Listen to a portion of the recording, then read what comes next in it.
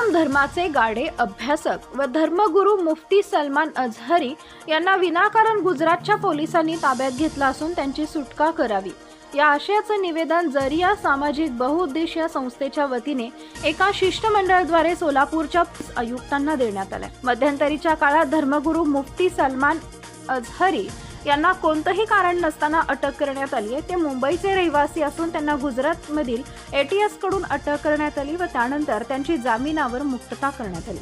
मात्र त्यानंतर पुन्हा त्यांना कच्छ गुजरात पोलिसांकडून अटक करण्यात आली।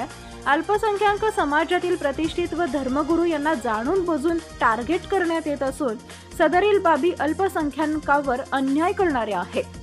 तरी त्यांची सुटका होणं हे अल्पसंख्याक समाजातील एक प्रतिष्ठित व्यक्ती व धर्मगुरू या नात्याने अत्यंत न्यायाचे व गरजेचं आहे असं या निवेदनात म्हटलंय। या शिष्टमंडळात गौ शेख, हाफिज इम्रान खान पठाण, सलमान शेख, हाफिज अब्दुल रहिमान, तौसिफ सौदागर, हाफिज फयाज पठाण यांचा समावेश होता।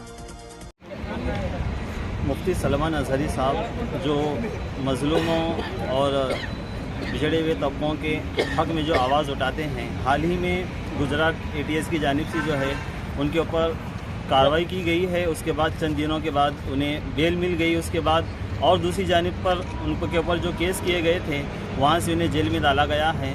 तो बहरहाल मुफ्ती सलमान अज़हरी साहब जो हैं उनके ऊपर जो केसेस लगाए गए हैं वो बिल्कुल गलत हैं। तो हम ये हुकूमत से ये मुतालिबा करते हैं कि उनके ऊपर जो झूठे इल्ज़ामात लगाए गए हैं उन्हें हटाया जाए और उनके साथ इंसाफ किया जाए। बिस्मिल्लाहिर्रहमानिर्रहीम।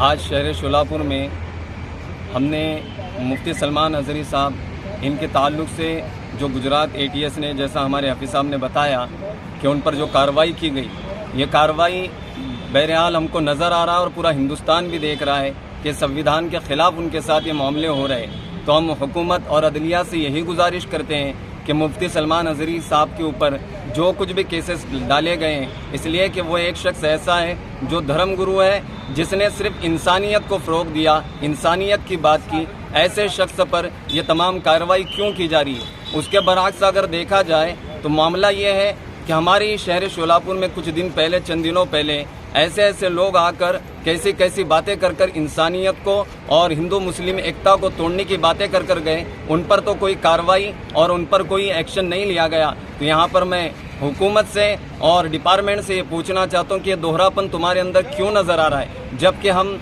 तुम्हें हमारे तहफ़्फ़ुज़ के लिए बिठाया गया है, तो तुम्हारा काम यह है कि सारे समाज को, पूरे हिंदुस्तान को लेकर चलना, लेकिन यहाँ पर सिर्फ माइनॉरिटी और एक तबके को, मुस्लिम कम्युनिटी को टारगेट किया जा रहा है। तो मैं यही गुजारिश करूँगा हुकूमत से और अदलिया से, निवेदन देने का मकसद भी यही है, हम सब लोग यहाँ पर जमा हुए हैं कि हम लोग यहाँ पर अपनी आवाज़ को रख सकें, इसलिए कि हिंदुस्तान का कानून हमें यह हक़ देता है कि हम अपनी बात को रख सकें। अगर बात को रखने में भी अगर हम पर इल्ज़ामात लगाए जा रहे हैं, हमको जेलों में डाला जा रहा है, तो मैं समझता हूँ कि इससे बुरा हिंदुस्तान शायद ही किसी ने देखा हो। या इसलिए मैं गुजारिश करूँगा कि हुकूमत इस चीज़ को गंभीरता से ले और आगे ऐसे कोई इक़दामात ना हो जिसकी वजह से हिंदू मुस्लिम के अंदर तेड़ निर्माण होता हो। आखिरी में मैं एक शेर कहकर मैं अपनी बात ख़त्म करूँगा।